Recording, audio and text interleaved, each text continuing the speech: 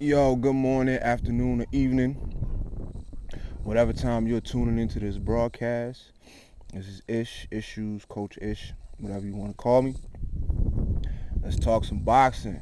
All right, so we are at the end of 2023. Happy New Year's, everybody out there. I personally want to say that I appreciate all of my subscribers. My channel, my content on my channel. This has been the most successful year that I've had as far as my YouTube content and everything like that. So I would just like to say that, thank you from the bottom of my heart for all the people who've been rocking with me this whole year, who've been supporting the videos and sharing the videos and commenting on the videos. And we still got a long way to go. Look for a lot more content coming from my channel. Everything from my music to I have a new podcast that I just started called Pope Diction. So you're gonna see clips and things like that from that, where we're gonna discuss an array of different topics. We're gonna double down on this boxing talk. We're gonna put a little bit more into the production and intros and all that other good stuff. So once again, I just like to say thank you for everyone who supported the channel and who contributed to making my channel the most successful that it's been since I started my YouTube channel. Okay, so that being said, we're gonna get into our year wrap up, end of the year wrap up. You know what I'm saying? Man, I appreciate everyone in boxing. This has been a great year for boxing. One of the best years in my memory. I'm not gonna say the best year ever in boxing because I don't think that's true. But I've been watching boxing since Mike Tyson was an amateur. That's how long I've been watching boxing, since before Mike Tyson came onto the scene. You know what I'm saying? So, and I've been watching it consistently. You know what I'm saying? So, there's been a lot of good years, but in recent memory, there's been a lot of crappy years. Like, the Klitschko era was trash. Sorry. You know what I'm saying? I ain't gonna say it was trash, but it was very, very boring, to be honest with you. The Mayweather era, I'm not gonna say it was trash, but it got to a point where it just got redundant. You know what I'm saying? Like, every time Mayweather fought, first of all, it wasn't a whole bunch of fights going on, marquee fights, but most of the marquee fights, they were like foregone conclusions. Every time Mayweather fought, it was a foregone conclusion. You know what I'm saying? Mostly because, I still maintain the fact that there are a lot of, the Floyd Mayweather thing is very polarizing. But I personally think that Mayweather purposely maneuvered his career so that he would not face fighters at their apex. He fought there's a lot of asterisks behind a lot of fights. That's why most of his fights, it was already a foregone conclusion. You know what I'm saying? There's a lot of people that thought Manny Pacquiao could beat him. That was probably the closest thing. We've seen how that turned out. But most of his other fights, everything from Conor McGregor to Victor Ortiz to Shane Mosley to Canelo Alvarez to whoever else, Robert Guerrero. I mean, you can go up and down the list. There's not one person on that list that we was like, okay, Floyd might lose this fight. So that got kind of redundant. So coming off of these different eras in boxing and coming off of a long period of time where a lot of fighters were ducking each other and avoiding each other and all that kind of stuff, 2023 put on. You know what I'm saying? Leading up to the Day of Reckoning, which was a great card, which was very, a lot of unexpected twists and turns. And that's what you want. Like, that's the thing for real boxing fans. This is what we want. You know what I'm saying? This is what we want. Nobody likes foregone conclusions. You know what I'm saying? Like, that's what makes boxing so dynamic, is that anything can happen. That's a common saying, you know. Anything can happen in boxing. Anything can happen in the ring. You know what I'm saying? So that's what we want. We want to go into a fight either A, thinking that one fighter is going to win and then the other fighter wins, or B, going into the fight not knowing until the first punch is thrown who's going to win the fight. You know what I'm saying? So we went through a long period of time where it was just foregone conclusions. You know what I'm saying? In boxing, it was like almost no point even watching them, because we already know who's going to win this fight or that fight, or this fight or that fight, the best not fighting each other. So coming off of the back of that, we had a really great 2023. Now, I'm going to go through most of the notable fights. There's been a lot of not too notable fights that's going on in the sport as well that, you know, casual fans may not know, or whatever the case may be. And it'll literally, I'll be, you know what I'm saying, that's going to have to be for, you know, when I get to the point when I start doing lives, and, you know what I'm saying, we can run for like an hour, you know what I mean? We could talk about all the other, the fights that happened, but I'm going to try my best to cover all of the most notable ones that's happened this year. So, in no particular order, what did we get this year? We got Canelo fighting Caleb Plant. That was a great fight. You know what I'm saying? Answer some questions about Caleb Plant. Answer some questions about Canelo. You know what I mean? We had Canelo fighting Caleb Plant. We had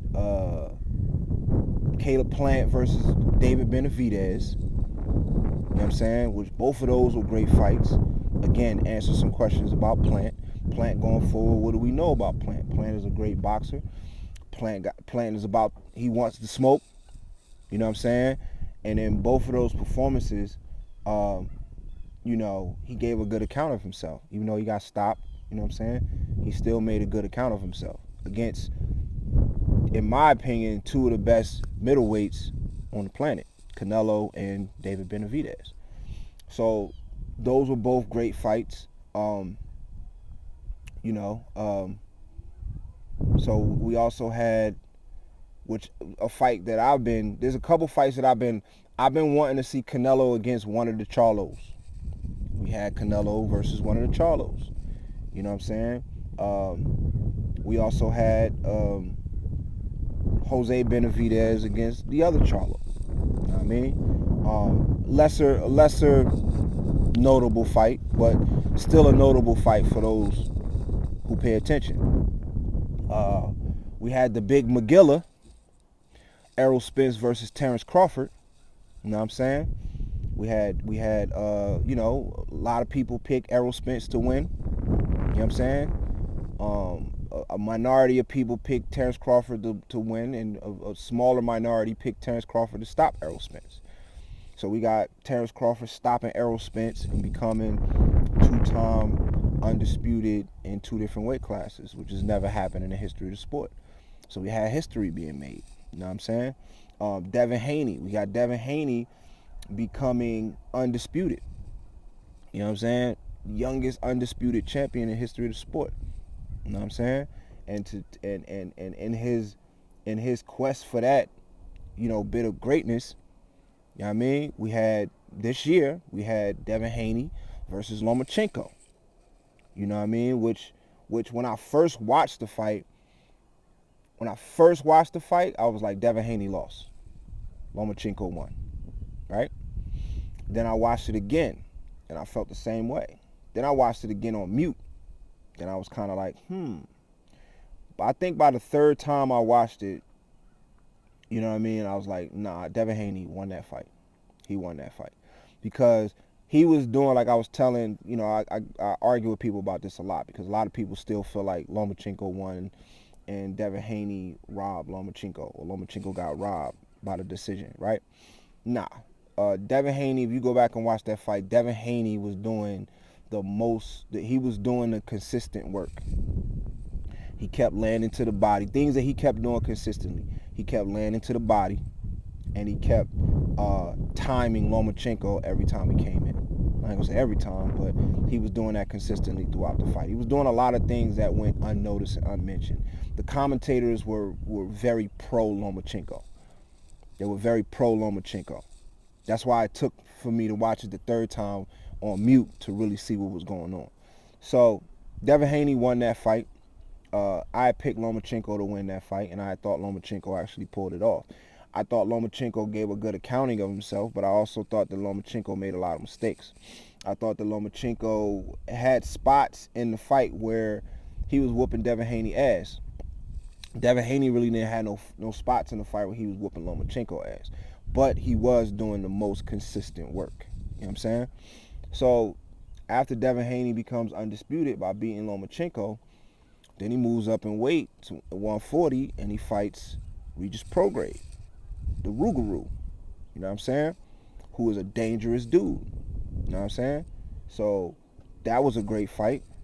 Also in the same weight class, 140, you had Teofimo Lopez earlier in the year snuff out Josh Taylor. You know what I'm saying? So in my opinion, at 140, Rougarou and Josh Taylor were the two best at 140. You know what I mean? And both of them got beat by two fighters, two up-and-coming young fighters, young superstars, who came up from 135, which is Teofimo Lopez, who beat Josh Taylor, and Devin Haney, who beat Regis Prograis. So in that one fell swoop, you had two fighters come from 135, two young superstars come from 135, and in their first fight at 140, both established themselves as the two best fighters at 140 by knocking off the previous two best fighters at 140, which was Regis Prograis and Josh Taylor. Both of those fights were a big deal, and they both did it in emphatic fashion. And hopefully in 2024, we could see Teofimo Lopez versus Devin Haney for, you know what I'm saying, for 140 supremacy. I like to see both of them snatch all the belts and then fight for undisputed at 140. That'd be great going into 2024. But even if that don't happen in 2024, Devin Haney becoming undisputed and Prograis and then knocking off Prograis at 140, and then Teofimo Lopez knocking off Josh Taylor at 140 is very significant. It's huge, right? So what else do we have? We had a fight that I was looking forward to was Demetrius Andrade versus Benavidez. We had Demetrius Andrade getting exposed by Benavidez. That was significant because Demetrius Andrade, for the last decade or so, has been a question mark. Great amateur, and he was undefeated. There was a lot of O's. There was a lot of O's that had to go, and a lot of O's went this year. And that's another great thing, because it's been so long, ever since Mayweather established the precedent of being undefeated. I feel like fighters have put too much emphasis on remaining undefeated, so much so that they don't fight the best. You know what I'm saying? So Ryan Garcia's O had to go, and it went by way of Gervonta Tank Davis. Dropped him with a body shot, knocked him out with a body shot, stopped him with a body shot. That was a great fight. Two marquee fighters finally meeting up. Two marquee fighters in their prime. You know what I mean? Two of the most popular fighters in their prime. You know what I'm saying? Getting it on. Gervonta Davis was the victor. And so that was a great fight. We had Anthony Joshua versus Alexander Usyk. I think one of them was this year. The first one was last year. One of them was 2023. I think the other one was 2022. So, if I'm not mistaken. But either way, we had Joshua versus Usyk 2. You know what I mean? 2023. uh, Joshua's meltdown and all that kind of stuff. So not only did we have, him taking out one of the kings, but, a little drama, what I'm saying, as a result of it. Then we had, the not much going on in the heavyweight division. Everything kind of filtered into the Day of Reckoning. So we had Wilder getting beat by Parker, thoroughly beat by Parker. We had Anthony Joshua right at the tail end of the year ascending back to the top of the heavyweight division. So now, and especially since we had Tyson Fury, we didn't get Tyson Fury versus Usyk, you know what I mean? But we did get a surprising treat in Tyson Fury versus Francis Ngannou. You know what I'm saying? So for those combat sport fans or whatever the case may be, who are fans of Francis Ngannou, we had Francis Ngannou versus Tyson Fury. And then Francis Ngannou probably had the best boxing debut in the history of the sport. You know what I'm saying? His boxing debut was straight out the movie Rocky. You know what I'm saying? With the heavyweight champion of the world, the baddest man on the planet, gives a fighter, but a supreme underdog, someone who's not ready, someone who was presumably not ready for that level. Just give him a chance to see if he can strike lightning, catch lightning in a bottle, and get some instant greatness. It comes straight out the movie Rocky. You know what I'm saying? With an unexpected twist where the challenger in Rocky won the fight, but you know what I mean? Apollo Creed got the technical victory, but Rocky won the fight in the eyes of the fans. And that's the same thing that happened with Francis Ngannou and Tyson Fury. So you had literally a fairy tale scenario where Francis Ngannou comes in, no one gives him a chance, including me. I ain't give him a chance. Zero chance. Zero chance. He ain't never boxed before. Come from MMA, cool. But you ain't never boxed before, and you going against Tyson Fury, one of the most special fighters. But just so happened that Tyson Fury does what Tyson Fury does, which is not take shit serious, which is cheat the fans, which is, you know what I'm saying? He didn't train for the fight, and he came in there and he put forth a lackluster performance, and some would say that he lost. I honestly think that he lost. I think Francis Ngannou actually won that fight, especially since he got the only knockdown in the fight. You know what I'm saying? Tyson Fury didn't do much. Francis Ngannou did a little bit more, plus he got the knockdown. I thought he should have won. You know what I'm saying? So we got a little bit of drama. We had the introduction into the boxing mix, a devastating puncher in Francis Ngannou, who actually put forth a better effort than Deontay Wilder. Some could actually argue that Francis Ngannou in his first boxing debut looked better than Deontay Wilder ever looked. You know what I'm saying? Especially against Tyson Fury. You know what I mean? Even the first fight where it was a draw against Deontay Wilder and Tyson Fury, Francis Ngannou still did better than Deontay Wilder in that first fight. You know what I'm saying? So we had the rise of Francis Ngannou. Because of that, Tyson Fury kind of took a little dip, and Anthony Joshua in his last performance looked phenomenal against someone who actually fought Tyson Fury, and Tyson Fury struggled with him and almost lost to him. That same guy, Anthony Joshua, came in and dispatched very easily. So do a combination of Wilder losing to Francis Ngannou. No, I'm sorry. Wilder losing to Joseph Parker, which now up Joseph Parker's pedigree or value or whatever, because he just got smoked by Joe Joyce. You know what I'm saying? Joe Joyce was another up and coming, fighter, you know what I'm saying? The juggernaut Joe Joyce, and one of the 4 best heavyweights on the planet. He gets smoked by Jilly Jang, Big Bang Jang from China. You know what I mean? He got beat first, and then he got smoked and stopped. You know what I mean? That same Joe Joyce also smoked and stopped Joseph Parker, who then wound up smoking Deontay Wilder. You know what I'm saying? Like, These are the twists and turns. These are the twists and turns that real boxing fans appreciate. Yeah, and we haven't had this many twists and turns in a year, you know what I'm saying, in a very, very long time. Lesser known joint, the Big Baby Miller loses to Daniel Dubois.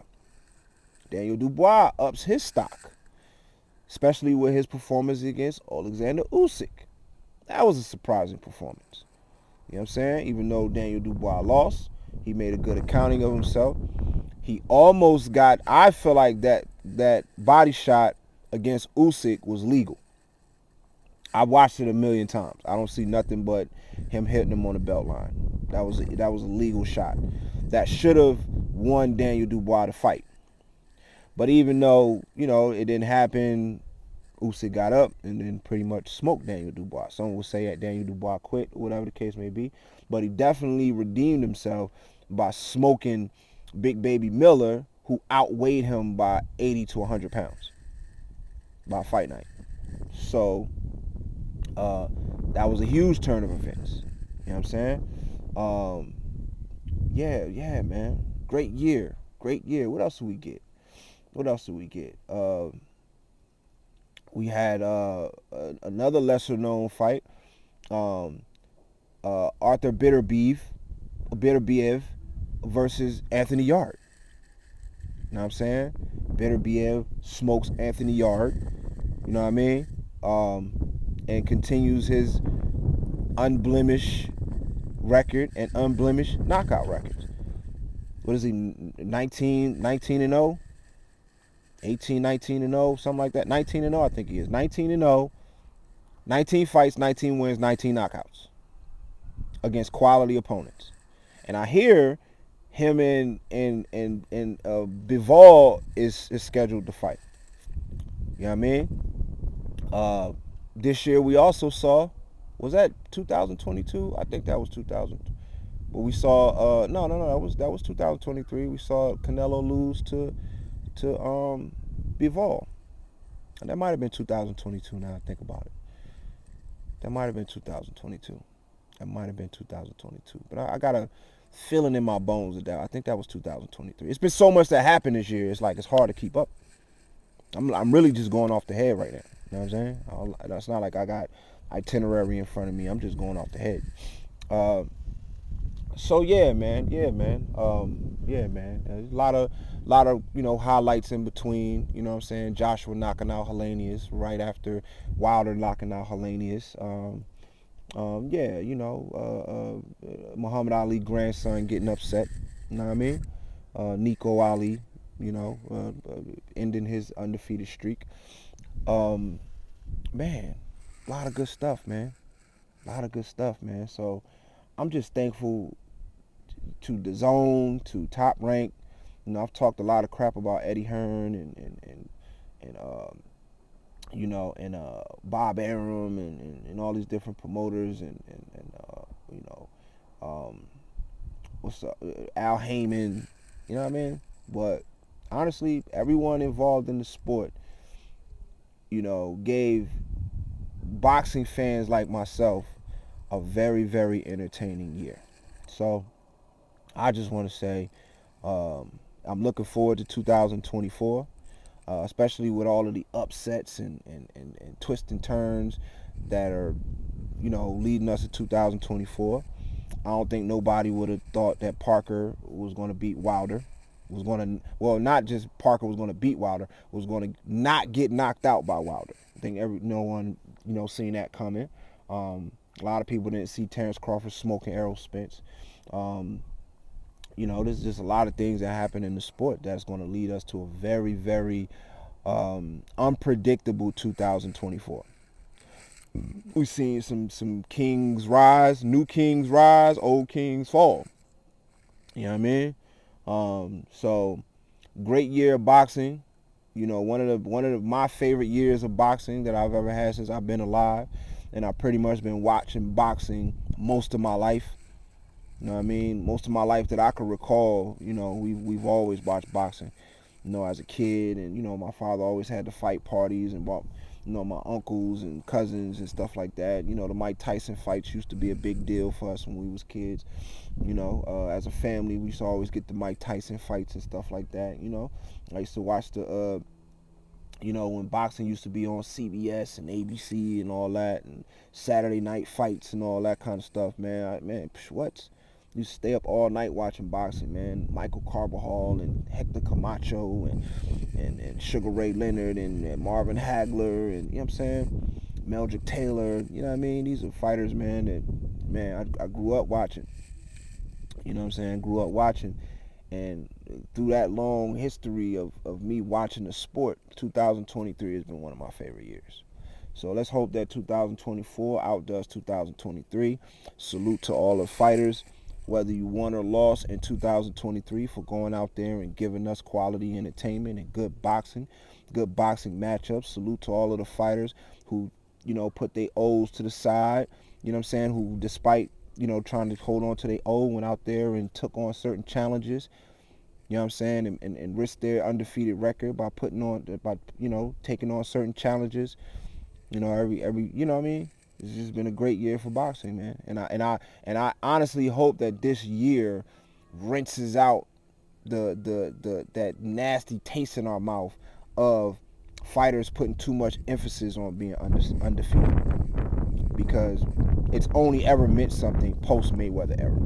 Before Mayweather era, fighters fought, fighters lost, fighters kept going. You know what I'm saying? Some of the greatest fighters, all of the greatest fighters in the history of the sport.